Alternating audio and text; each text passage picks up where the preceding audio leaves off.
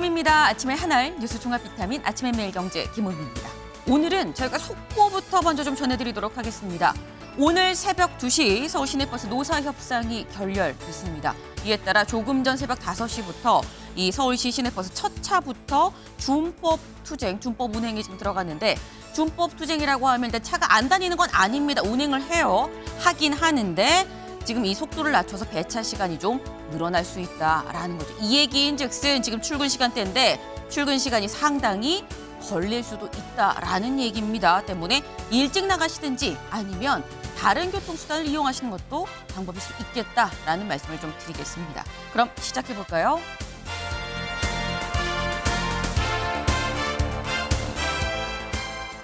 네, 중앙일보 1면입니다. 김문수, 한동훈 3일 결선에 들어간다라는 거죠. 다만 한덕수가 변수다라는 겁니다. 어제 국민의힘 결선을 치를 2명이 확정이 됐습니다.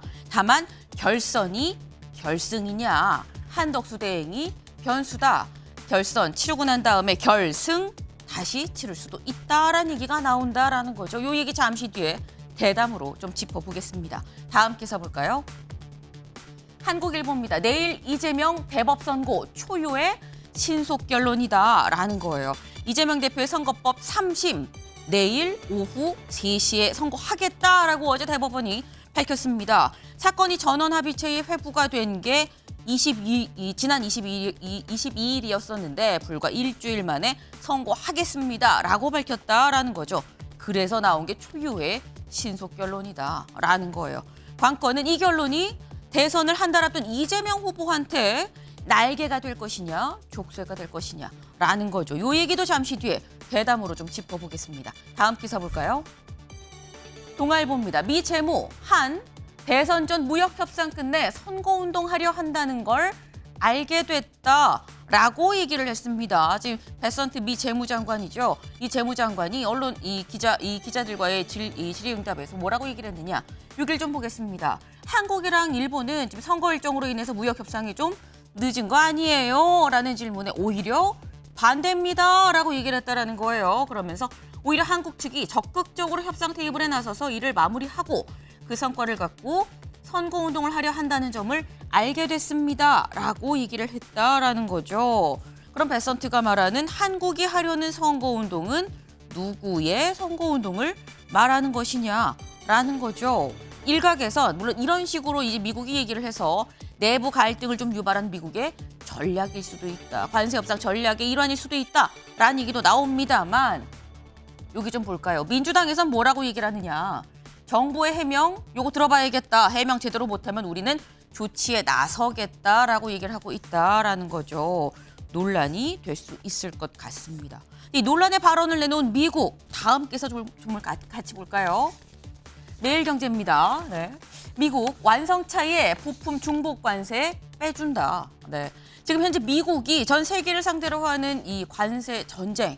관세가 여러 종류가 있습니다. 지금 뭐 품목별 관세, 상호 관세, 보편 관세, 이 관세, 저 관세 이가 굉장히 많죠. 그런데 관련해서 일단 차 관련해서는 완성된 차에 대해서는 중복해서 관세 물리지 않겠다.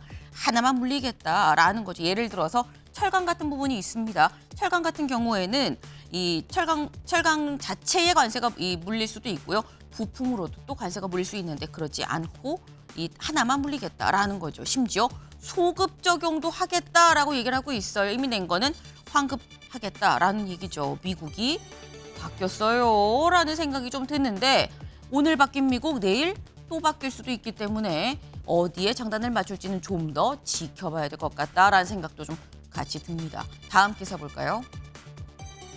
조선일보입니다. SKT 유출 정보로 복제폰 못 만듭니다라고 정부가 얘기를 했다라는 거죠. SKT 유심 정보 유출 사건으로 2,500만 가입자의 이 걱정이 지금 계속되고 있는 상황입니다. 오죽하면 유심 대란이 벌어졌다라는 건데 그러니까 정부가 뒤늦게 조사 결과를 발표를 했습니다. 요지는 이 얘기인 거죠. 너무 걱정하실 것까지는 없어요. 왜? 유출된 정보로 복제폰 만들 수는 없습니다. 라고 얘기를 했다라는 거예요. 다만 복제폰은 못 만듭니다만 여기 볼까요? 개인정보 유출이 된 걸로 추정이 된다라는 거죠. 복제폰을 만들어서 뭐 뱅킹이라던가 다른 게 가능한 건 아니긴 하지만 개인정보가 유출된 건 맞다 때문에 작은 일도 아니다라는 겁니다. 다만 이 유심 보호 서비스에 가입을 하면 어쨌거나 안전하다고 하니까요. 이 서비스에 가입하는데 추가 비용도 없다고 합니다. 그러니까 일단 유심 교체가 늦어지면 일단 지금 현재로선 서비스에 가입을 하시는 것도 당장의 대안이 될 수 있겠다라는 말씀을 좀 드립니다.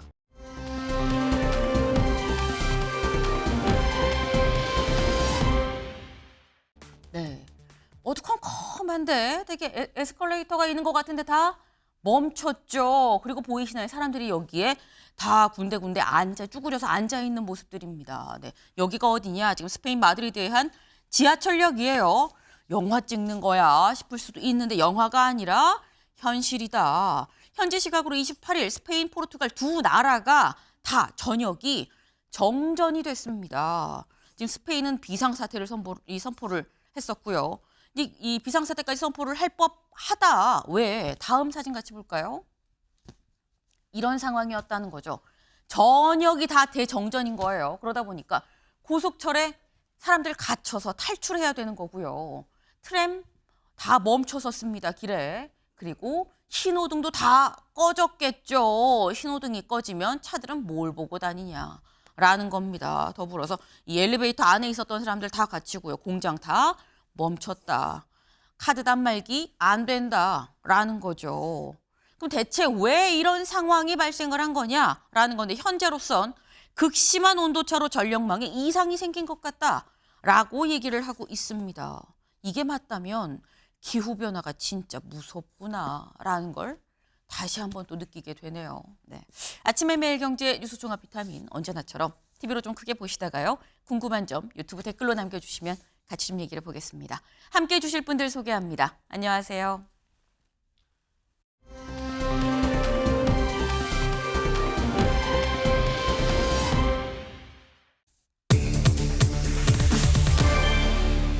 내일입니다. 내일 뭐가 있는지 같이 볼까요? 대법, 이재명 선거법, 내일 오후 3시에 선고한다라는 거죠. 이 법대로 하겠지요 라고 얘기를 했다고 해요. 네. 내일 오후 3시 이재명 후보에 대한 이 선거법 관련 최종 심의 이제 발표가 나옵니다. 그런데 선거법 사건이 대법원에 언제 접수가 됐느냐 그거 같이 볼까요? 뭐가 이렇게 빨리빨리 되는 것 같아 라고 생각이 들 수 있는데 실제로 속도가 상당히 좀 빠르다라는 거죠. 상고심 진행 결과 무죄, 2심에서 무죄가 나왔었던 게 3월 26일이었었어요. 지난달이었죠. 그런데 그러고 난 다음에 이틀 뒤에 사건이 접수된 게 3월 28일. 사건이 접수되고 처음에 이 사건 배당이 2부에 됐었죠. 이 대법관 4명으로 있는 2부에 배당이 됐었는데 바로 그날 전원합의체에 회부를 했습니다. 이게 4월 22일이다. 사건이 접수되고 실제 사건 배당으로 갔었던 게 4월 22일인데 당일날 바로 전원합의체로 회부하고 첫 심리까지 진행을 했다. 그래서 와, 왜 이렇게 빠른 거야 했는데 이틀 뒤에 바로 두 번째 심리 진행을 했죠. 그런데 그리고 난 다음에 바로 어제 얘기하길 5월 1일 오후 3시에 선고합니다. 라고 나왔다라는 거예요. 네. 근데 이게 이승훈 변호사님, 통상 대법원에 사건이 접수되고 나면 한 2달은 걸리는 거 아닌가라는 생각을 하는데 굉장히 빠릅니다. 그렇죠. 일반적으로 석 달이 넘는 경우가 대다수예요. 네. 근데 31일 만에 선고를 한다? 이게 좀 걱정하시는 분도 있을 것 같아요. 이재명 후보 어떻게 되는 거 아니야? 지지자 입장에서 걱정할 수도 있겠다. 그렇죠. 라는. 그런데 이렇게 빠르게 할 수 있다라고 하는 것은 대법관들이 별 이견이 없는 거예요.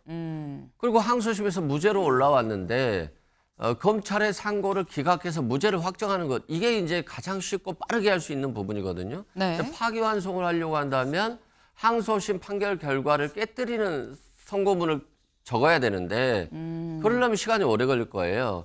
그리고 후보 등록 전에 결정하는 거잖아요. 이건 후보 등록이 되면 네. 이재명 후보에게 무죄를 확정시켜주면 혹시 정치적으로 이용 논란 소지가 있잖아요.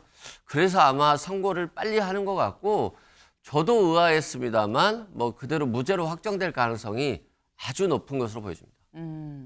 지금 말씀은 이렇게 빨리 유례 없이 빨리 선고를 하겠다라고 하는 이유는 이건 무죄니까 이렇게 가능한 거 아니겠느냐. 그렇기 때문에 이재명 후보 지지자들은 걱정 안 하셔도 됩니다. 뭐 이런 말씀을 지금 하셨어요. 네.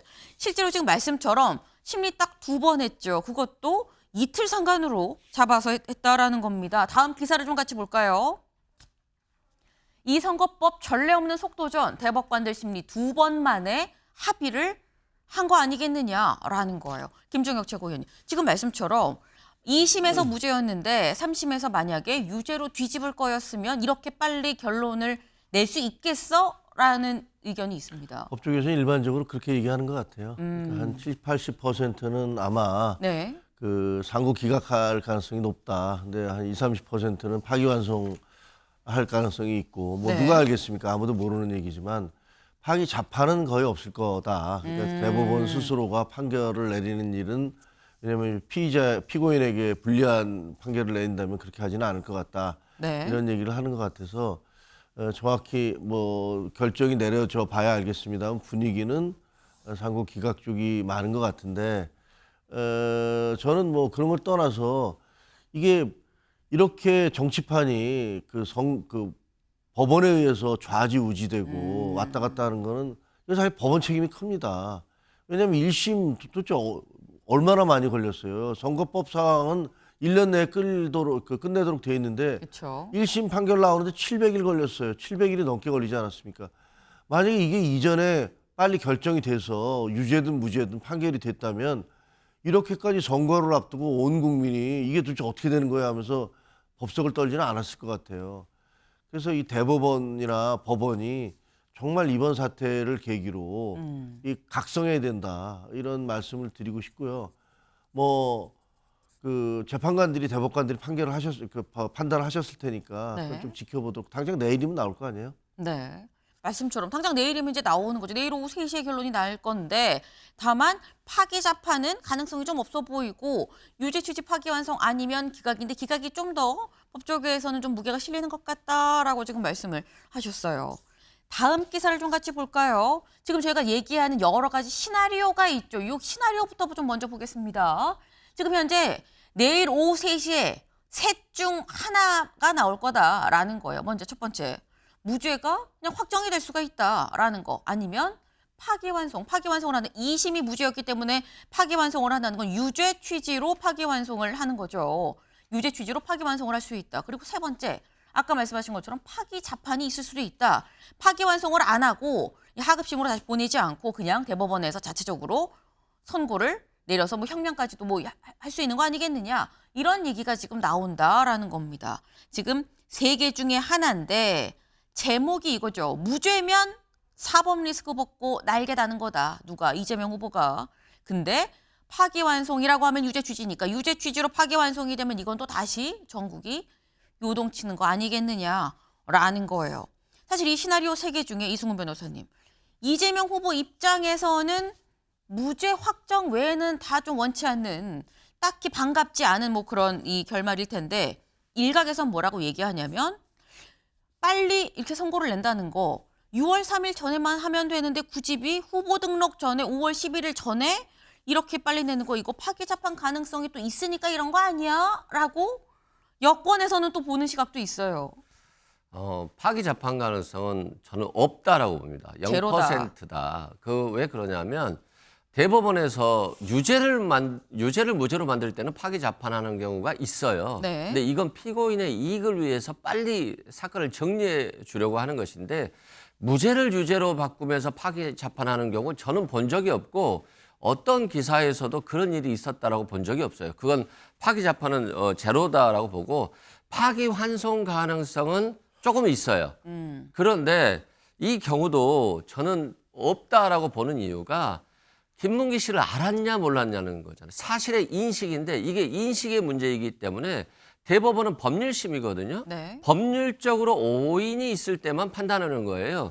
근데 이걸 뭐 누구를 협박했니, 압박했니, 이걸 압박으로 받아들였니는 인식의 문제예요. 네. 그래서 사실 인정의 문제이기 때문에 사실심의 정권 사항이어서 대법원이 법률적인 오인의 부분이 아니면 판단할 수 없기 때문에 그래서 이 부분은 저는 뭐 당연히 무죄 확정이 될 수밖에 없다. 파기환송의 가능성은 5%도 안 된다라고 보고 있습니다. 이게 지금 이 파기 자판은 제로고 이 유죄 취지로 파기 완성되는 것도 5% 미만이다. 95%는 무죄 확정이다라고 지금 말씀을 하셨어요, 김종혁 최고위원님. 근데 그 일반 상식으로 보면 백현동 사건 같은 경우는요, 뭐 네. 인식의 문제가 아니잖아요. 협박을 받아서 그렇게 바꿨다라고 얘기했는데 거기 관련자들은 협박을 받은 사실이 없습니다. 국토부에서도 협박한 사실이 없습니다. 이렇게 사실관계를 다 진술을 했는데 이분이 협박을 받았다라고 얘기하면서 이 미리 준비해온 판넬로 계속 설명을 하신 거 아니에요.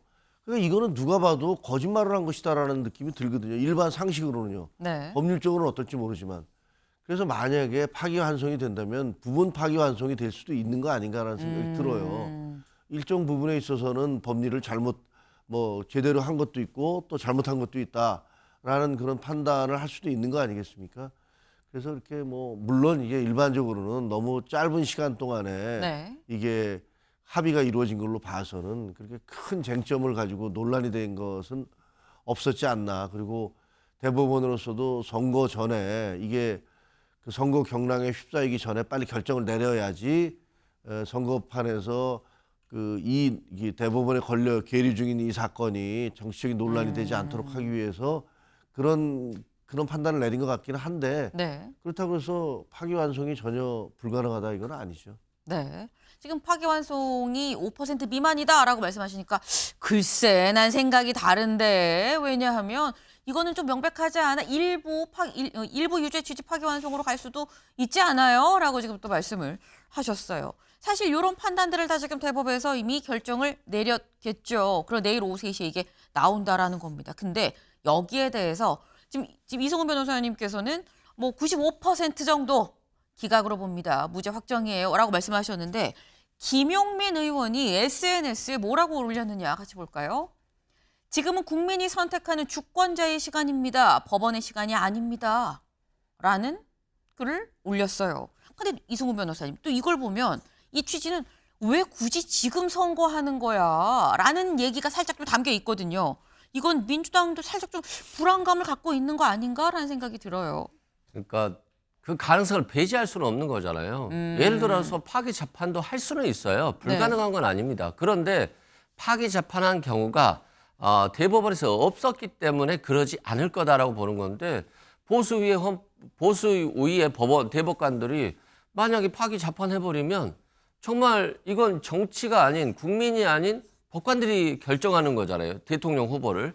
그렇기 때문에 이 경계성 발언이다라고 생각되고 저는 이제 대법원에서 빨리 선고하는 가장 중요한 이유가 숨은 이유가 있다라고 봐요. 네. 왜 그러냐면 대법원에서 재판 중인데 선고를 안 했어요. 이재명 후보가 대통령이 됐습니다.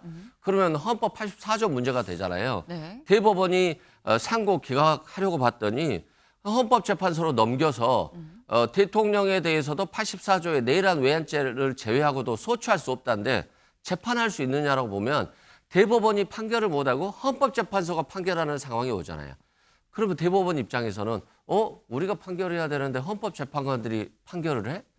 그러면 대법원의 위상이 떨어지는 부분이 있어요. 이것 때문에 아마도 빨리 선고하는 것도 하나의 중요한 원인이 아닐까 싶습니다. 네. 지금 이승훈 변호사님 말씀은 이재명 대통령이 가시화됐기 때문에 그래서 그런 거 아니겠느냐라는 취지의 말씀을 지금 하셨어요. 그런 생각을 대법원이 갖고 있으니까 그래서 빨리빨리 어떻게 보면 털어버리려고 빨리 내는 거 아니겠느냐라는 말씀을 하셨는데 지금 뭐 김용민 의원실에서는 약간 좀 불쾌감이 묻어나는 이런 글을 올렸습니다만 당사자는 사실 이재명 후보죠.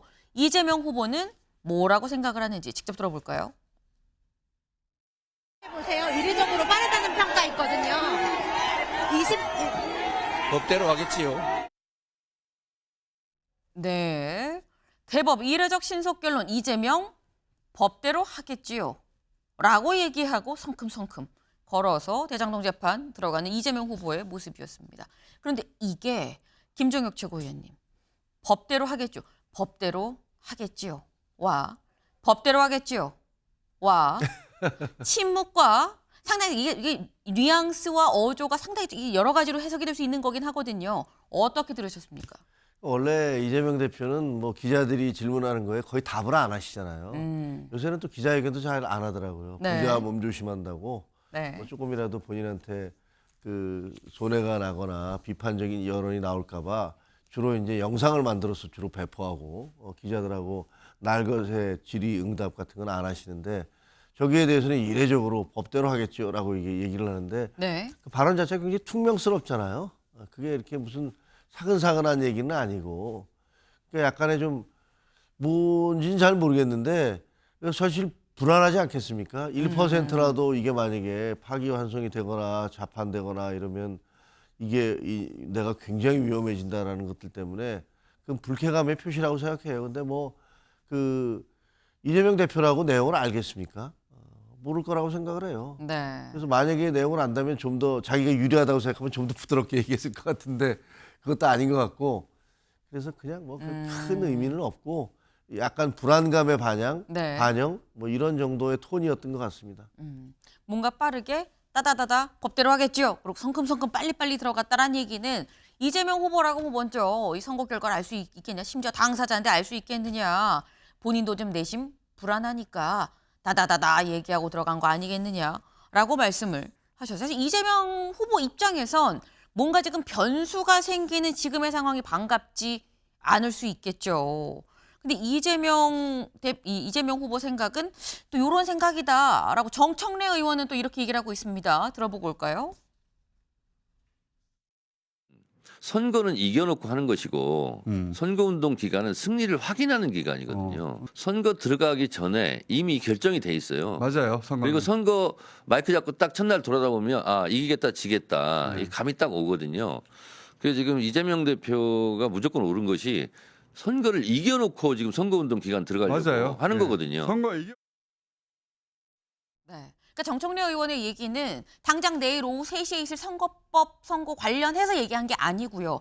이재명 이 후보는 지금 현재 선거 다 이기고 본격 본선으로 좀 들어가려고 한다라는 생각을 갖고 있다라고 지금 얘기를 하는 겁니다. 이승훈 변호사님.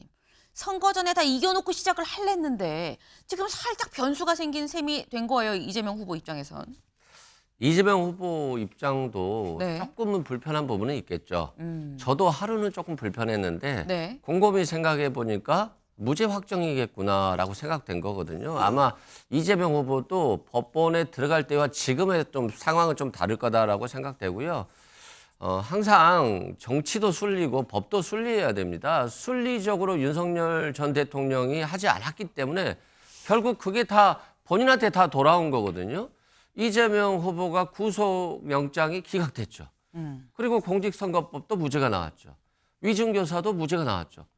결국에는 윤석열 정부는 이재명 후보 탄압만 하다가 끝나버린 정부가 된 거예요. 무능한 정부였던 것이고 항상 순리로 돌아오기 때문에 저는 윤석열 전 대통령이 잘못했던 것들이 다시 정상을 회복하는 단계고 대법원도 그런 차원에서 빨리 선거운동이 들어가기 전에 무죄를 확정시킬 것이다라고 생각됩니다. 네. 뭐 언뜻 생각했을 때는 좀 그럴 수 이 변수가 생겨서 좀 불쾌할 수도 있겠지만 사실은 결국은 날개를 달게 될 거기 때문에 괜찮은 거다라고 말씀하셨어요. 김정욱 최고위원님. 그 윤석열 정부에 대해서 무능하다고 얘기하면 그건 이해가 되는데 탄압을 했다는 얘기는 그 받아들이기가 어렵죠. 탄압을 했으면 그 재판 결과가 그렇게 나오겠습니까? 그리고 그거는 전부 다 재판부에서 한 거지 그게 무슨 뭐 정부가 나서서 한 건 아니지 않습니까? 오히려 이 재판이 이렇게 질질질 끌고 그다음에 뭐 윤미향 씨라든가 황운하 씨 같은 경우도 보이지만 임기 대법원에서 국회의원 임기 다 끝날 때까지 판결 안 하는 거 아닙니까? 사법부가 문제죠.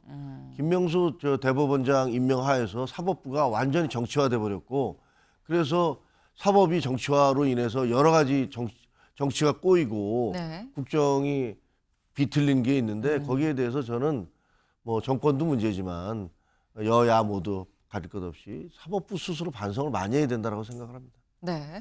짧게 이승훈 변호사님. 저는요 사법부가 반성해서 안 되고요 네. 검찰이 반성해야 돼요. 검찰이 반성해야 된다. 네, 이재명 후보에 대한 재판이 왜 늘어졌습니까? 예를 들어서 검사가 기소하면서 기록을 요 정도만 두껍게 했다라고 한다면 빨리 선고했겠죠. 근데 이만하라고 한다면 선고는 길어질 수밖에 없는 겁니다.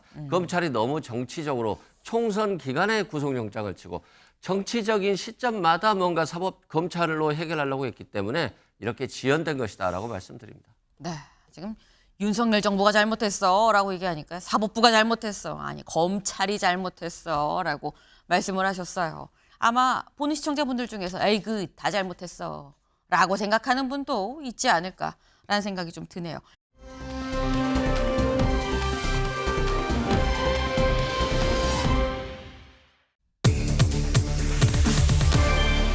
김덕수 대 한입니다. 김덕수가 누구야 싶으실 수 있는데 기사 같이 볼까요? 김문수 대 한동훈 국힘 최종 경선 찬탄 반탄 진검승부를 벌이게 됐다라는 거죠. 네, 국민의힘 대선 경선 결선 티켓 2장 김문수, 한동훈 두 후보가 거머쥐었다라는 겁니다. 어제 발표 잠깐 같이 보고 오실까요?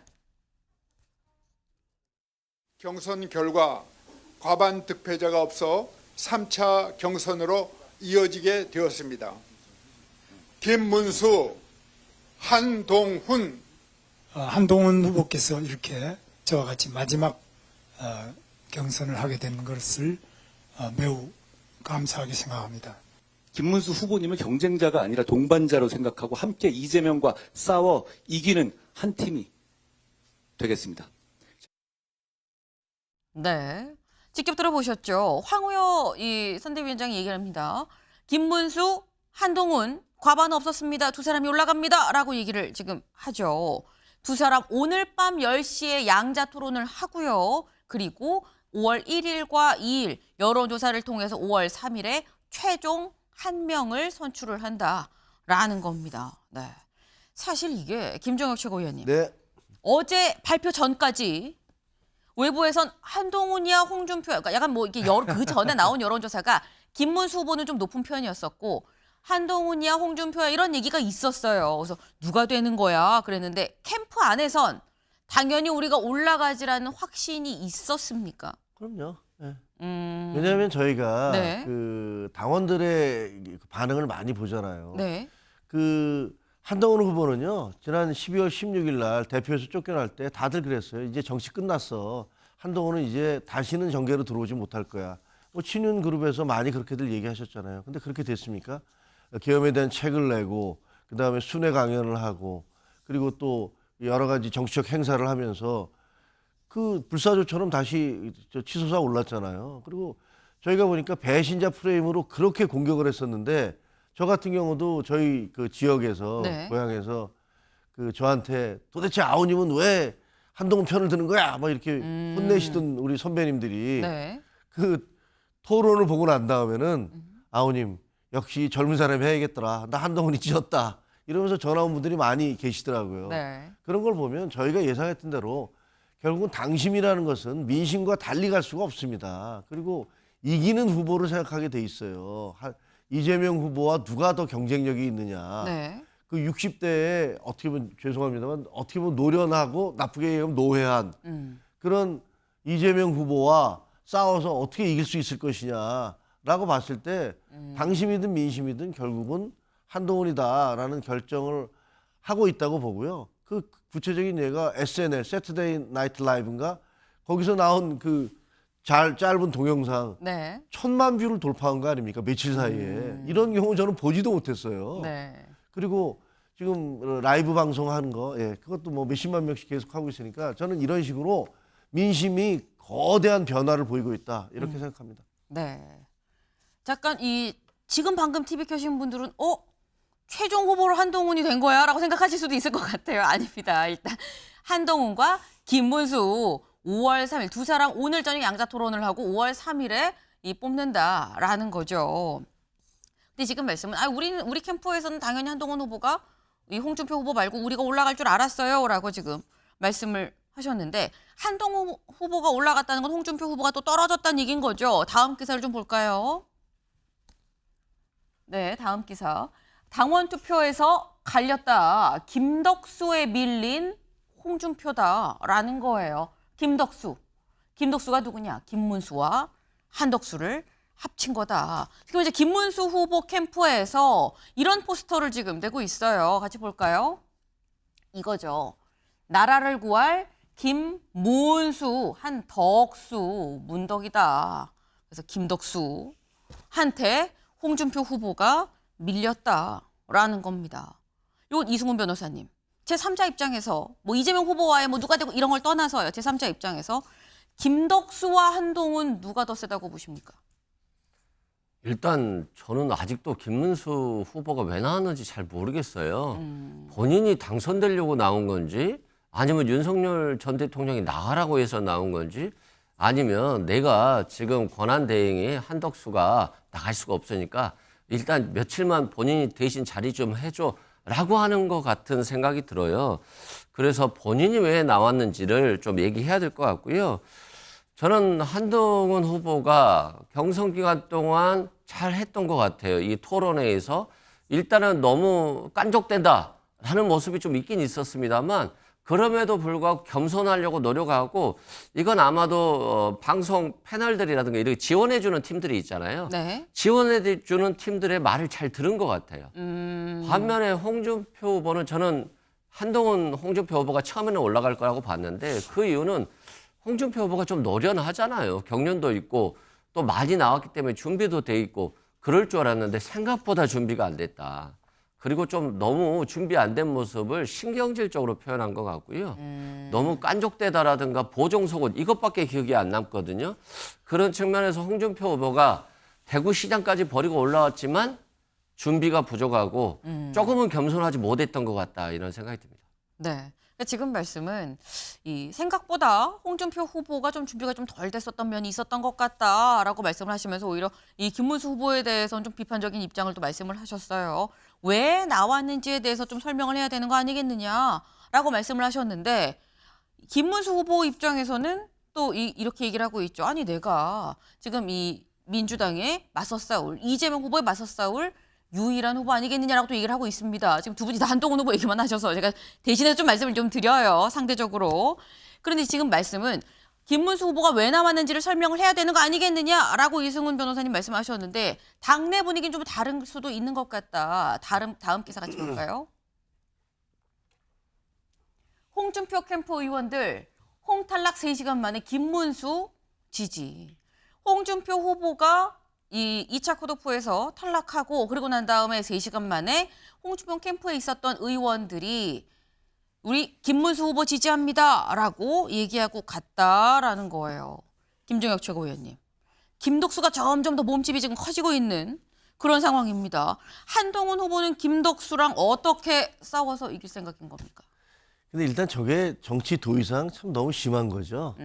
어떤 후보를 지지하다가 그 후보가 떨어지자마자 그 후보에 대한 위로라든가 뭐 아픔을 같이 나누는 게 아니라 곧바로 3시간 만에 빛의 속도로 다른 후보 캠프로 가는 저런 정치적 어떻게 보면 심하게 얘기하면 폐륜행위를 저는 그동안에 본 적이 없습니다.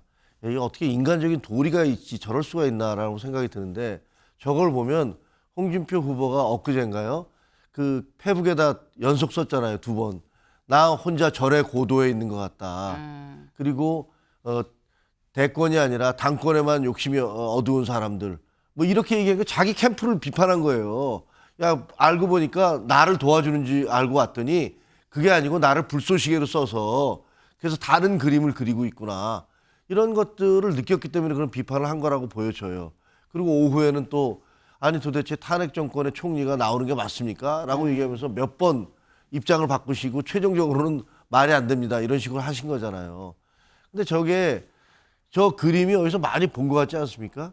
을지문덕이요. 네, 을지문덕도 그렇고. 일단 을지문덕은요. 네. 본인이 이길 수 있는 유일한 후보입니다. 라고 얘기하면서 네. 제가 되면은 단일화하겠습니다. 그러니까 자기가 후보가 되는 이유는 이재명 대표와 싸워서 이기려는 게 아니라 그 한덕수 총리와 단일화하기 위해서 후보가 된다.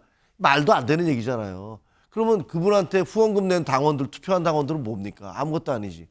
그리고 저 그림은 뭐냐면 과거에 대표 경선할 때 한동훈을 놔두고 원희룡, 나경원 뭐 이런 분들이 네. 둘러싸고 윤상현, 이른바 친윤들이 둘러싸고 거기다가 이제 용산까지 네. 그렇게 공격했던 그 모양새 비슷한 것 같아요. 홍준표 캠프에도 들어갔던 분들이 일제히 그 김문수 후보 쪽으로 이동하는 거 보면 저분들은 자기들이 지지하는 후보가 그러니까 후보가 돼서 네. 이재명과 싸워 이기겠다 이게 아니고 야 빨리 만들어서 저쪽에 밖에 있는 사람하고 결합을 시키고 그 이유는 야 무엇보다 무조건 한동훈이 되는 건 막아야 돼. 그런 이유인 것 같아요. 그 도대체 왜 나와서 대선 그 후보를 지지하고 그 운동을 하는지를 모르겠어요. 누구를 떨어뜨리기 위해서인가? 네. 그런 느낌이 들어요. 지금 말씀은 홍준표 후보가 외로웠었던 것 같다라는 뭐 이런 말씀을 지금 하셨어요. 근데 말씀 중에 살짝 얘기를 좀 들어보니까 그럼 요 질문을 좀 추가로 드릴게요. 그럼 한동훈 후보는 만약에 5월 3일 최종 후보로 올라가면 한덕수 대행과 단일화를 할 생각이 있습니까? 당연히 다 있죠. 네. 당연히 누구하고도 손을 잡고 네. 그래서 죄를 불려서 싸워 나가야 되잖아요. 근데 그 주체는 국민의힘이 돼야 되는 거예요. 어쨌든 당원들이 그렇게 많은 그 성원과 응원과 몇 차례에 걸친 토론과 전국 순회와 네. 이런 걸 통해서 후보가 뽑히는 그 사람이 중심이 돼서 조건을 내걸면서 서로 해야 되는 거 아닙니까? 근데 경선이 계속 진행되고 있는 과정에 아무것도 출마 선언도 하지 않고 뭐 아무것도 하지 않은 분한테 꽃가마 태워서 장납하듯이 그렇게 얘기를 하는 것은 그분들이 얘기하는 게 그 목표가 실제로는 한번 싸워보겠다. 이게 아니다. 그냥 당권만 유지하겠다. 뭐 이런 것 같아요. 네. 그러니까 지금 말씀은 한동훈 후보가 최종 후보로 선출이 되면 단일화하고 뭔가 빅텐트로 이 같이 이 힘을 합칠 생각이 있긴 있지만 경선 중에 지금 부전승으로 뭐 와서 같이 얘기하는 건 이건 좀 아니지 않느냐라는 말씀을 지금 하셨어요. 네. 오늘 기사가 이런 기사가 나왔습니다. 다음 기사 볼까요?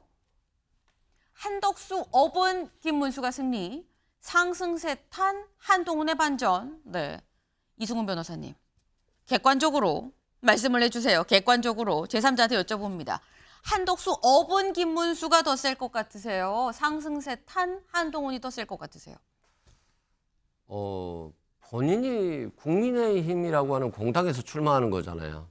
그런데 마치 자기가 한덕수 대행과 경선을 통해서 승리하겠다라는 느낌보다는 제가 한동훈 후보를 이겨서 한덕수 대행에게 대선 후보 자리를 주겠습니다라고 들려요. 그런 측면에서 김문수 후보가 이기는 건 어렵겠다 이런 생각이 들고요. 한간에 이런 말 하잖아요. 윤석열 전 대통령이 전생에 이재명 후보에게 빚을 많이 진 것 같다. 그래서 굉장히 많이 도와주고 있다라고 하듯이 한동훈 후보를 그냥 냅뒀으면 네. 한동훈 후보가 안 될 것 같은데 자꾸 한동훈 후보를 견제하고 한동훈 후보가 되면 당권 잡으면 안 돼, 대통령 후보 되면 안 돼라고 자꾸 뭔가 나경원도 내보내면서 견제를 하다 보니까 한동훈 후보에게 전세계 빚을 진 것 같아요. 한동훈 후보를 대통령 후보로 만들어줄 것 같은 그런 예감이 듭니다. 네. 객관적인 이 말씀을 좀 부탁을 드렸었는데 일단 요지는 한동훈 후보를 자꾸 주변에서 오히려 도와주는 형국 아니겠느냐라고 말씀하셨어요. 누가 될지는 알 수가 없는 상황이죠.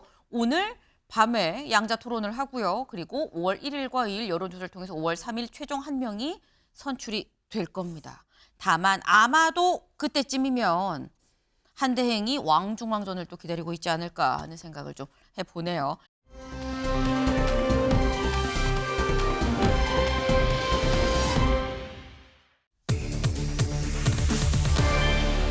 졸업입니다. 졸업. 기사 같이 볼까요?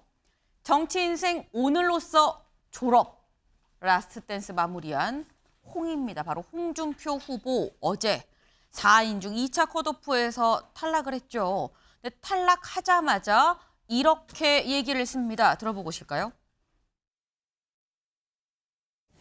그동안 수고하셨습니다. 오늘 조기 졸업했습니다. 이번 대선에서 제 역할은 여기까지입니다. 지난 30년 동안 저를 돌봐주신 국민 여러분, 당원 동지 여러분, 정말 고맙고 감사합니다. 서울 시민으로 돌아가서 시장통에서 거리에서 부담 없이 만날 수 있는 그런 일개 시민으로 남았으면 합니다. 더 이상 정치 안 하겠습니다. 네, 살짝 멈추고 뭐라고 얘기하느냐. 더 이상 정치 안 하겠습니다. 라고 얘기를 했습니다. 정계 은퇴를 선언을 한 거죠. 윤경호 위원님. 정계 은퇴 예상하셨습니까? 전혀 못했죠. 네. 아마 홍준표 후보를 도왔던 주변 분들도 예상 못했다고 그랬죠. 근데 돌이켜 보니까 네. 2012년 총선 끝나고 그때 민병두 당시 상대 후보에게 졌을 때 네. 그때도 정계 은퇴했어요. 그리고 얼마 되지 않아서 경남지사 네. 보궐선거에 나타나서 다시 복귀했어요. 그래서 이번 경우도 과연 얼마나 갈까. 예를 들어서 국민의힘이 이번 선거에서 뭐 승리하고 이러면 이제 홍준표 시대는 끝나겠죠. 네. 그러나 아주 큰 패배로 지고 나면 뭐 예를 들어서 비대위 뭐 이런 체제 그럴 경우에 또 슬그머니 머리를 들이미시는 거 아닐까 이런 생각도 들어요. 그러나 저는 이번 그 경선 토론 과정에서 보여준 정치의 희화화 어떻게 보면 너무 코미디처럼 만들어버린 그런 걸 생각할 때 이렇게 전격적으로 나 갈래 하고 떠나버린 게 네. 오히려 더 후련하다 이런 생각도 들긴 듭니다. 네. 지금 말씀은 정계 은퇴를 한다고 전혀 예상을 못했는데 또 한편 생각해보면 또 진짜 은퇴인 걸까라는 생각이 들기도 든다. 뭐 이런 말씀을 하셨어요. 홍준표 후보 지금 거의 30년이라고 봐야 되나요? 이 1996년 2월에 모래시계 검사로 정계에 입문을 했었죠. 그리고 난 다음에 뭐 이 자유한국당 당대표를 2번이나 했었어요. 자유한국당 당대표도 하고 한 번 더 했었습니다. 그리고 2020년 험지 출마 문제로 탈당을 했다가 무소속으로 당선이 되고 다시 복당을 했었다라는 거. 네. 이 전당대회 전체 2위를 했었죠. 그때 이 관련해서 결국 이 나중에 나가고 대구시장에 당선이 됩니다. 그리고 어제 정계 은퇴까지 선언을 했다. 홍준표 후보가 계속 얘기를 했었던 게 나는 이 당을 지켰습니다라고 얘기를 하죠. 그런데 어제 정계 은퇴 더 이상 정치하지 않겠습니다라고 얘기를 했습니다. 오늘 만평이 이런 만평이 나왔어요. 만평 같이 볼까요? 이거죠. 누가 봐도 홍준표 후보죠. 나는 이만 점점점 하고 빠이빠이 하고 간다라는 거예요. 근데 뒤에서 한동훈, 김문수 뭐 이게 점점점 속마음인 거겠죠. 갈 땐 가더라도 좀 도와주고 가야 하는 거 아닙니까? 김문수 후보 그러게 마음이 많이 상했나? 라는 얘기들을 하고 있다라는 거죠. 이 제목하여 무대 홍입니다. 근데 무대 홍인데 무대 뒤로 사라지는 홍이다라는 거예요. 네. 무조건 뭐 대통령 후보는 홍준표에서 이제 무대 뒤로 사라지는 홍준표가 됐다라는 건데 내심 다른 후보들은 좀 도와주지 하는 마음이 있을 텐데 최수영 위원님 칼같이 선을 딱 그었어요. 난 이제 정치 안 합니다. 이렇게 확실하게 선을 그은 이유가 뭘까요? 오늘 밤인가 어제 밤인가 해서 페이스북에 올린 글이 있더라고요. 네. 제가 좀 자세히 봤더니 서운함이 묻어 있어요. 서운함이. 그러니까 내가 이 당을 지킨 사람이고 하는데 실제로 이게 내가 이렇게 그러니까 당의 주인인데도 불구하고 네. 사실상 본인이 이번에 출마하면서 여러 가지 비전도 냈는데 다 한덕수 단일화에 묻혔고 그 이슈에 묻혔고 본인도 나름대로 뭔가 TV 토론에서 준비됐다고 했는데 사람들은 왜 그렇게 그 품격 없는 토론을 했느냐고 이렇게 또 지적을 하고 그런데 이제 제가 가장 중요한 건 그거 같아요. 그 홍준표 후보가 사실은 당의 주류였잖아요. 파란만장한 일생이 있는 당의 주류였는데 네. 지난번 대선에서 외부에서 영입한 윤석열 전 대통령에게 후보 경선에서 그쵸. 이상하게 당심에서 지고 여론에서는 이겨요. 이게 바뀌어야 되는데 당심에서 홍 후보가 이겨야 되고 사실 여론조사에서 외부 영입 인사가 이겨야 되는데 그게 거꾸로 됐단 말이에요. 네. 그래서 사실 충격을 받고 절치부심하게 해서 TK로 내려가서 대구시장을 내려갔는데 이번에 또 마찬가지였던 거예요. 이번에 보니까 또 당의 주류들은 이른바 또 외부 인사 한덕수 추대론을 갖고 오고 본인을 또 홀대하는 거예요. 그러니까 거기에서 제가 보기에 내가 이 당에 몸을 담아도 더 이상 뿌리 내릴 사실 이제는 뿌리를 내릴 만큼 내려서 더 이상 내릴 뿌리도 없는데 이런 나를 배척하고 또 외부 인사 영입하고 실제 지금 결선에 올라온 두 분 김문수 후보도 10년 만에 롤백하신 분이고 그렇죠. 한동훈 후보는 1년 만에 또 오신 분이잖아요. 그러니까 네. 내가 더 이상 이 당에 몸담을 이유가 없겠구나. 정치계에 칼같이 은퇴해야 되겠다. 그런 마음에 아마 사실상 배신감 같은 어떤 서운함 이 두 가지가 기류였던 것 같습니다. 이 당에 대한 서운함이 좀 있었던 거 아니겠느냐라는 건데 여기 지금 나오죠. 이 가는 홍준표 후보 뒤로 속마음이 김문수 후보 마음이 많이 상했나 라면서 걱정스러운 눈빛으로 지금 보고 있어요. 김문수 후보 어제 홍준표 후보의 정계 은퇴 선언 이후에 편지를 썼습니다. 김문수 후보의 편지, 홍준표 후보님께 오랜 세월 함께 해온 문수영입니다라는 거죠. 김문수입니다. 정계 은퇴 지금은 아닙니다라고 얘기를 하면서 백척간도에선 자유민주주의 기울어가는 보수당 이 절박한 시간에 우리가 해야 할 일 분명합니다. 우리 모두 홍준표를 믿고 있습니다. 같이 갑시다라고 얘기를 했다라는 거예요. 지금 김문수 후보 같이 갑시다. 홍준표 후보 좀 도와주세요. 라고 얘기를 했다라는 건데 한동훈 후보도 이렇게 얘기를 했죠. 들어보고 오실까요? 사실 이렇게 개인적으로 대화해본 게 처음이었어요. 제가 몇 년만 더 먼저 뵀다면 저는 홍준표 계가 되었을 것 같습니다. 존경한다는 말씀 드립니다. 제가 많이 배웠습니다. 네. 한동훈 후보도 이 최종 2명이 발표가 되고 난 다음에 그러니까 홍준표 후보가 떨어진 게 확정이 되고 난 다음에 제가 많이 배웠습니다. 제가 만약에 좀 더 일찍 시작했으면 홍준표계였을 거예요. 뭐 이런 얘기를 지금 했어요. 윤경호 위원님.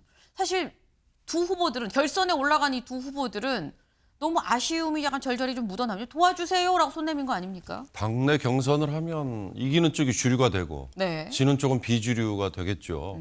그러면 그 비주류들이 주류에게 일정한 지분을 얻고 그 다음에 목표를 향해서 같이 가는 거예요. 예를 들어서 지금은 당내 경선을 했고 대선을 향해서 가야 되면 이 비주류들이 같이 함께 손을 잡고 도와주는 거. 그게 계속해서 당이 이어지는 모습이겠죠. 민주당의 경우는 이재명 대표가 후보가 됐어요. 전 대표가 후보가 됐어요.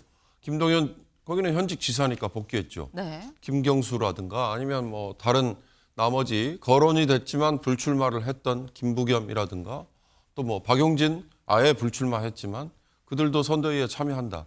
이런 모습을 아마 기대를 했겠죠.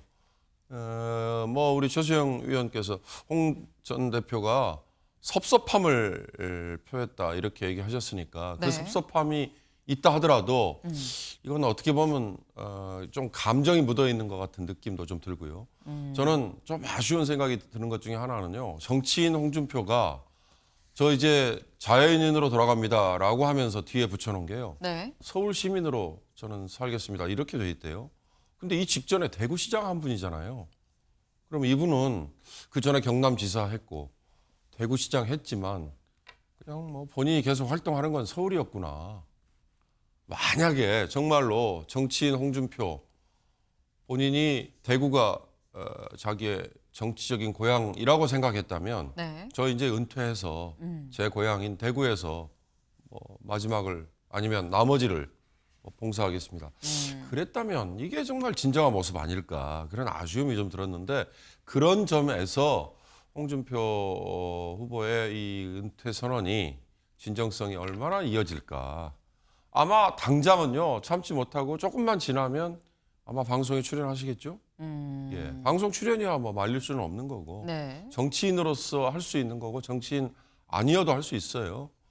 뭐 저는 홍준표라는 정치인이 기여한 거 하나만 딱 집어봐 그러면 정말 서로 얼굴만 붉히고 싸우고 하는 정치판에 그래도 허탈 하나마 웃음을 조금이라도 던져준 그 점은 좀 인정하고 싶다는 생각이 듭니다. 네. 지금 홍준표 후보 자연인으로 돌아간다고 하는데 지금 자연인으로 돌아가는 게 당 차원에서도 또 이게 맞는 거냐. 나는 그래서 돌아올 수도 있을 것 같은데 라는 말씀을 지금 하셨는데 최수영 위원님. 네. 사실 지금 김문수 후보, 한동훈 후보 두 사람은 홍준표 후보가 좀 도와줬으면 하는 마음이 아까 뭐 김문수 후보 편지 보니까 절절합니다. 네. 근데 그걸 봤을 때 두 후보가 이렇게 얘기를 하고 자꾸 손을 내밀고 할 때 홍준표 후보가 그래 내가 도와주지라고 마음을 바꿀 가능성은 없을까요? 저는 없다고 봅니다. 제로다. 예, 왜냐하면 네. 그 정말 경선에서 탈락하자마자 딱 그렇게 1시간도 안 돼서 바로 정계 은퇴 선언하는 거 그건 사실 그 쉽지 않은 거예요. 왜냐하면 그쵸. 지지자들에 대한 그 여러 가지 좀 미안함도 있고 애정도 있고 그다음에 이게 있는데 그러니까 제가 보기에 어젯밤에 올린 글 중에서 나는 이 당의 아웃사이더였다. 그 말이 저는 이제 가장 핵심이었다 봐. 그러니까 내가 어떻게 뭘 하더라도 내가 이 당에서 내가 대표가 되고 원내대표가 되고 대통령 후보가 되고 경선 후보가 돼도 나는 비주류다. 왜냐? 언제나 당의 사람들은 내가 아닌 결정적인 순간에 다른 사람을 선택하더라. 그것도 외부 인사들.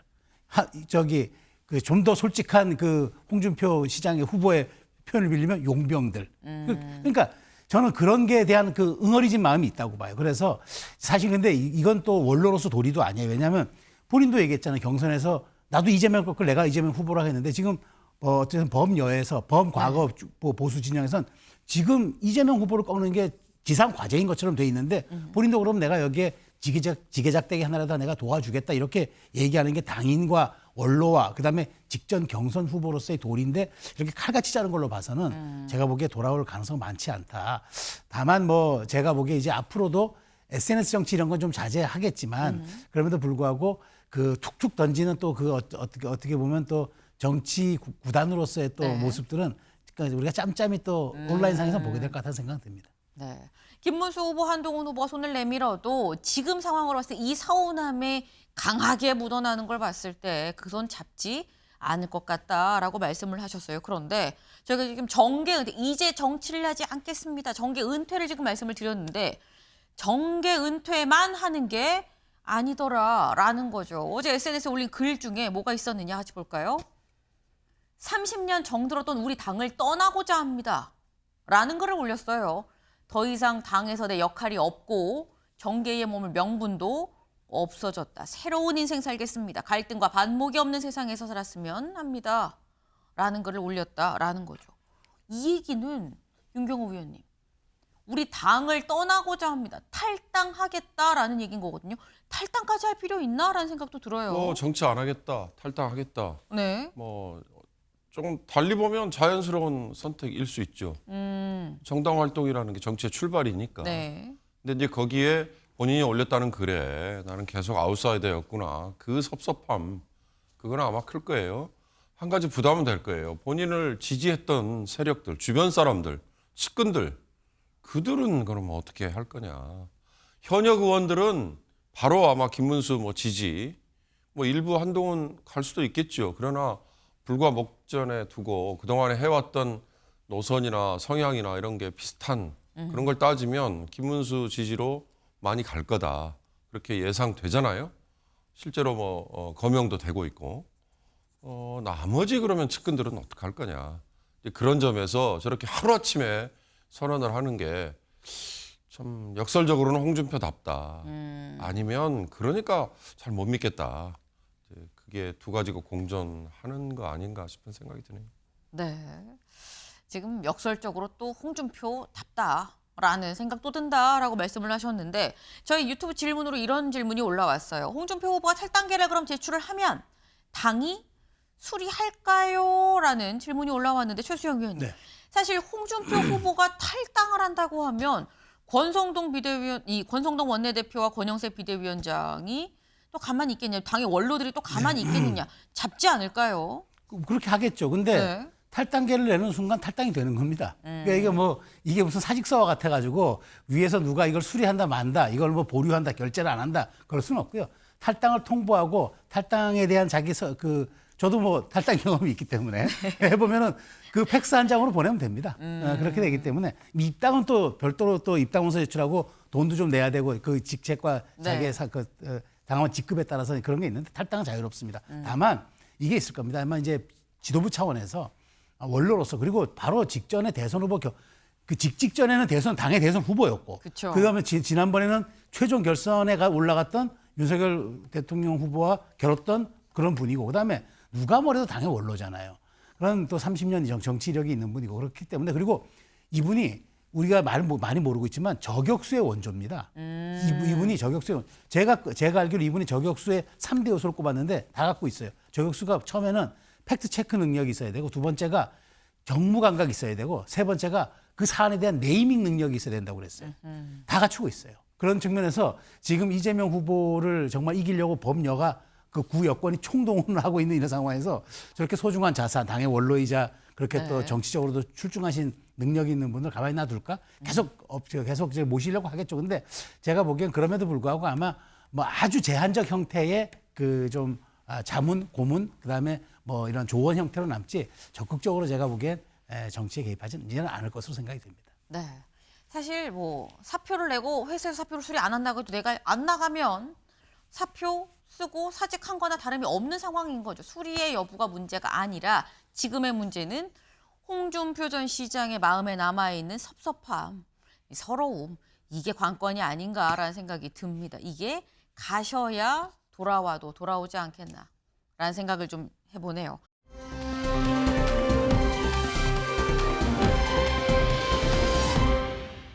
다음으로 좀 넘어가 볼까요? 사람에 주목해보는 시간이죠. 아침엔 피플입니다. 첫 번째, 명태균 씨죠. 기사 같이 볼까요?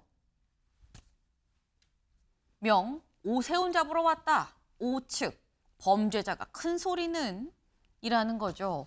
명태균 씨 어제 검찰 조사를 받으러 서울로 왔습니다. 근데 와서 이렇게 얘기를 했습니다. 들어보시죠. 제 사랑하는 아내와 제 여식들에게 씻을 수 없는 상처를 준 오세훈이를 잡으러 창원에서 서울까지 왔습니다. 네, 오세훈 시장 만남 횟수가 정확히 몇 번인가요? 정확히 증인과 이렇게 어떤 증거가 있는 것들은 한 7번 이상 만난 것을 알고 있습니다. 오세훈 씨한테 여론조사 결과를 직접 보고하신 거? 그럼요. 정확하게 판세 분석을 해줘요. 예, 그런 판세 분석을 하는 걸 처음 들었다. 예, 다른 사람한테 그런 걸 들어본 적이 없다. 좋아하니까 그렇게 얘기했겠죠. 네, 지금 들어보셨죠? 이렇게 얘기를 합니다. 근데 창원에서 서울로 오세훈 잡으러 왔어요 라고 얘기를 지금 합니다. 그러면서 내가 정확히 증거가 있는 게 내가 최소 7번을 만났어요. 내가 만난 거를 증거를 댈 수 있는 것만 7번입니다. 라고 얘기하면서 내가 직접 판세 분석도 해주고 좋아하더라. 뭐 이런 식으로 지금 얘기를 하고 있습니다. 최수영 의원님. 네. 일단 콕 집어서 오세훈 시장 잡으러 왔어요 라고 노골적으로 얘기하는 거 보면 뭐야 뭔가 생각이 있는 건가 라는 생각이 드는데 또 구체적으로 뭐 7번 만났고 최소 7번 만났고 내가 판세 분석을 하니까 이런 거 들어본 적이 없어서 좋아하더라. 뭔가 구구절절 좀 구체적인 또 얘기를 제시하기도 하고요. 어떻게 보세요? 그러니까요. 저도 저렇게 특정인을 내가 저격하기 위해서 여기 왔다. 그거는 저 과거에 뭐 김신조 그때 북한 그 무장 그 세력이죠. 네. 박정희 잡으러 서울에 왔다는 얘기 이후에 처음 들어보는 것 같은데 저는 그 지금 보면 그 감정이 묻어 있어요. 지금 이렇게 그 말의 워딩을 보면은 그 특히 뭐 내 가족들에게 뭐 씻을 수 없는 모욕을 주고 그리고 이제 보면은 이제 여러 가지 준비된 얘기들이 있는데 저는 이렇게 봅니다. 그러니까 저는 그 굳이 추론한다 그러면은 네. 전 뭐 이 뭐 사실 여부야 이제 뭐 검찰과 법정에서 가려질 문제긴 한데 네. 이분이 뭐로 불립니까? 정치 브로커잖아요. 브로커란 말은 상대와 어떤 그 이권이라든가 목적에 의해서 상대와 상대를 연결해주는 거라든가 아니면 누구 거간 중개를 해준다든가 이런 역할이잖아요. 네. 근데 그런 사람들 특징이 하나 있어요. 자신의 유불리에 따라서 철저히 말이 바뀐다는 거죠. 그게 브로커들의 특징입니다. 그런데 지금 보면은 초기에 얘기했던 것과는 조금 더 부필러져 있어요. 7번이라는 이제 숫자도 나오고 그쵸? 더 많다는 얘기도 나오고. 네. 근데 저는 이렇게 생각합니다. 그 말을 여러 가지 종합해 보면은 오세훈 시장 측에서는 뭐라 얘기하냐면은 그 당시에 선거 캠프를 총괄했던 강철원 전 정무 부시장한테 굉장히 모욕적인 언사를 두고 쫓겨난다시피 나갔다고 그래요.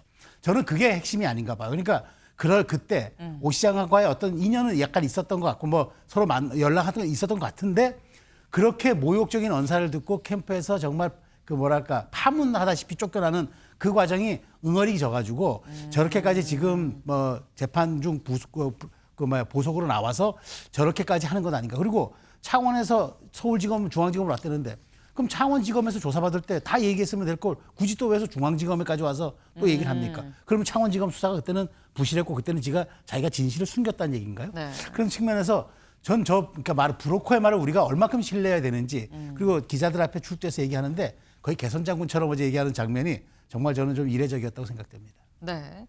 명태균 씨 얘기를 얼마나 믿을 수가 있겠느냐. 그리고 이렇게 콕 집어서 창원에서 오세훈 잡으러 서울 왔다라고 얘기를 하는 것 자체가 감정이 상당히 묻어있고 감정의 응어리가 보이지 않느냐라는 말씀을 하셨어요. 근데 이렇게 콕 집은 오세훈 시장 쪽에서는 또 뭐라고 얘기를 하느냐 같이 볼까요? 이렇게 얘기를 합니다. 범죄자가 큰 소리치는 사회가 안타깝습니다. 만물의 기원이 자신한테 있다는 만물 명태균설을 접할수록 헛웃음만 나옵니다. 라고 하면서 범죄인이 거짓말로 세상을 흐리기로 더는 우리 사회를 기만하지 않도록 검찰의 엄정한 수사 처분을 촉구합니다. 또 이 얘기를 또 보면 지금 명태균 씨는 오세훈 시장 잡으러 왔어요라고 얘기를 합니다만 오세훈 시장은 아니 범죄자 명태균이 이렇게 큰 소리 치는 게 이게 말이 되는 겁니까? 라고 얘기를 하면서 얘기를 한 게 윤경호 의원님. 만물 명태균설을 또 얘기를 했습니다. 모든 건 명태균으로 시작을 한다. 뭐 이런 얘기를 지금 하는 것 같아요. 명태균 얘기의 신뢰성 문제죠. 근데 지금 검찰의 구속 수사를 받고 있다가 보석으로 나와서 저렇게 얘기하는 거고, 그다음에 중앙지검에서 소환을 해서 가는 길이잖아요. 창원지검에서 하다가 중앙지검의 전담팀에 또 넘겼죠. 그러니까 검찰이 어찌됐든 저런 상황을 지금 만든 거예요. 연출이라고 표현까지 할 수는 없습니다. 그러나 오세훈 시장은 그러니까 명태균에 연루됐다고 얘기한 여러 인물들 중에 윤석열 대통령과 김건희 여사 빼고는 오세훈 시장 비중이 제일 크잖아요. 그런데 중간중간에 말이 많이 바뀌었죠. 처음에는 전혀 만난 적 없다 그랬다가 3번인지 4번인지 몇 번 만났다 그랬다가 그다음에 뭐 아랫사람 누가 만났다 그랬다가 근데 중요한 건 또 여론조사 했던 돈 뭐 준 적 없다 그랬지만 옆에 있는 측근 누가 또 대납해줘. 이런 모든 것들이 결국 검찰에서 명확하게 규명을 해야 된다. 명태균이라는 정치 브로커가 왜 관심을 끌었느냐? 윤석열 대통령 때문이잖아요. 윤석열 전 대통령 때문 아니에요? 심지어는 12월 3일에 갑자기 계엄 발령이 된 이유가 뭐야? 명태균 때문이야. 이런 얘기까지 나돌았잖아요. 그걸 의혹을 규명을 해주지 않는 한 네. 명태균 특검법 이거 계속 따라다닐 거예요. 그러면 과연 명태균이라는 저 정치 브로커가 저렇게 기자들 앞에 서서 큰 소리 칠 수 있을까? 검찰이 조금 더 강도 높게 수사를 하고 거기에 맞춰서 빨리 조치를 취하는 거 그게 국민의 의혹을 해소하는 방법이 아닐까 싶습니다. 네, 지금 말씀처럼 명태균 씨가 뭔가 아까 뭐 표현을 빌리자면 개선 장군처럼 기자들 앞에서 뭐 이렇게 얘기를 하더라라는 이런 상황 자체가 참 아이러니한 상황이지만 이런 상황을 해소하기 위해선 검찰이 빨리빨리 좀 속도를 낼 필요가 있다라는 말씀을 공통적으로 좀 하셨어요.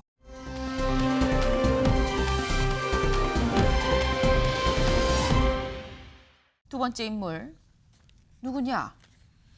트럼프 주니어죠. 트럼프 대통령의 장남입니다. 트럼프 주니어가 한국에 왔다라는 거죠. 다음 기사 볼까요? 프로 만나러 한국 온 미국 트럼프 정부 마쿠 실세가 왔다라는 겁니다. 프로 만나러, 브라더 만나러, 내 형제 만나러 왔어요 라는 얘기인 거겠죠. 한국에 온 트럼프 정부의 마쿠 실세다. 트럼프 주니어라기보다는 그냥 실세로 부르는 게 빠르다라는 겁니다. 네, 어제 지금 보시는 것처럼 전용기를 타고 한국에 도착했습니다. 한국에 도착해서 1박 2일 동안 있는다라고 하는데 다음 기사 같이 볼까요? 네, 트럼프 장남 어제 방한 1박 2일 있는데 제게 20명을 면담할 예정이다라는 거예요. 네. 1박 2일 있는데 재계 인사 20명, 총수도 들어가 있는 거고요. 20명을 만난다? 그럼 이게? 글쎄 윤경호 의원님, 이 잠 안 자고 만나도 다 만날 수 있는 거야? 라는 생각이 들기도 하고 이렇게 되면 20번, 번호표 20번 뽑은 재계는 이거는 기억에 남을라나? 라는 생각이 들기도 하고요. 뭐 1시간 단위 정도로 예정돼 네. 있다 이런 얘기도 하고요. 1박 2일밖에 지금 체류 예정 아니에요. 근데 좀 아쉬움이 있습니다. 1기 트럼프 때는 이방카 딸과 그 사위 남편 그들이 역할을 했죠. 그들은 심지어 백악관 내에 공식적인 직책도 있었어요. 지금 트럼프 주니어 아들은 직책이 없어요. 기업인이에요. 네. 그러면 우리 정부 관계자들이 만날 수는 없는 거고 재계가 만나는 거는 일종의 귀동냥을 위해서 아니면 눈도장을 위해서 그렇다고 무슨 뭐 각 개별 기업마다 아니면 업종마다 품목마다 지금 트럼프가 휘두르고 있는 관세 이런 거를 뭐 봐줄까? 이거 아니죠. 그러나 왜 트럼프 주니어가 힘을 얻느냐? 현재 트럼프 2기 행정부에서 부통령으로 지명된 지금 이미 임명된 J.D. 벤스 그를 추천한 게 바로 이 트럼프 주니어거든요. 그러니까 실세라는 얘기를 듣는 거죠. 그러나 이런 모든 것들은요. 직책이 없는 이제 아니에요. 아들이긴 하지만 영어로 얘기하면 네포티즘이라는 게 있습니다. 족벌주의. 이건 오래가지 못합니다. 결코. 그리고 자칫 잘못하면 뭐 사기 뭐 이런 결과도 이어질 수 있어요. 나 그런 거 얘기했지만 나 책임질 사람 아니야 이렇게 되거든요. 네. 만남은 상관없습니다. 그러나 그 만남을 통해서 뭔가 정책에 대한 뭘 약속을 얻었다. 절대 그렇게까지 가기는 어렵지 않을까 싶습니다. 네. 지금 이 현재 트럼프 주니어 와서 재계 인사를 한 20명 만나고요. 다만 정치권 인사들은 없다라는 거죠. 그리고 실제로 트럼프 주니어가 한국에 오는데 가교 역할을 하는 사람도 아까 프로 만나러 왔어요라고 얘기를 하죠. 프로 누구냐? 정용진 신세계 회장이다라는 거예요. 근데 이게 최수영 의원님. 네. 물론 말씀처럼 어떤 공식 직책이 있는 건 아니긴 하지만 이 와서 1박 2일 한국에 있으면서 재계 인사만 20명 가까이 만나고 이 정치권 인사들은 전혀 가교 역할도 만나지도 않고 가는 거 이거는 맞는 거냐라는 얘기가 나올 수 있어요. 철저하게 비즈니스형 방문이라고 좀 봐요. 그러니까 이렇게 지금 우리나라 기업인들이 정말 줄을 서는 건 제가 보기에 빈살만 황태자 방한이고 처음인 것 같은데 그 얘기는 뭐냐? 그만큼 미국 현실과 지금 가깝다는 얘기죠. 지금 트럼프 행정부가 하는 일이 딱 하나잖아요. 세계 주요 그 국가들 중에 투자 여력이 있는 나라들 대상으로 계속 우리나라에 투자하라는 거예요. 지금 제가 보기에 그래서 오는 거고 그 이해와 요구에 맞춘 기업인들이 줄을 서고 있다. 그 면담이 결국 이번에 빛을 발할지 모르겠습니다만 네. 그게 주력이 될 것 같습니다. 네, 결국 비즈니스적인 목적으로 왔다는 게 더 명확한 거 아니겠느냐라는 건데 목적을 달성을 하고 갈 것이냐 아닐 것이냐 여부도 좀 주목을 해봐야 될 것 같네요. 저희가 준비한 소식 오늘 여기까지입니다. 오늘도 좋은 하루 보내세요.